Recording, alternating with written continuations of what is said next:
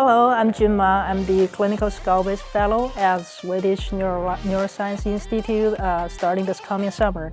I'm at SSF today for the 9th Annual Innovative Approaches for Brain Tumor Management course. You'll be able to watch all the talks from today in the coming weeks on ssftube.org, so stay tuned. In the meantime, here's what else is happening this week at Seattle Science Foundation.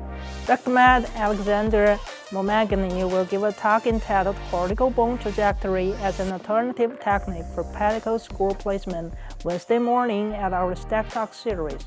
Thursday morning, we will hold our Neuroradiology Case Conference. And please mark your calendar for March 7 to 9th when we will host our 12th Annual Seattle Oncology and Rhinology courses, or SOAR.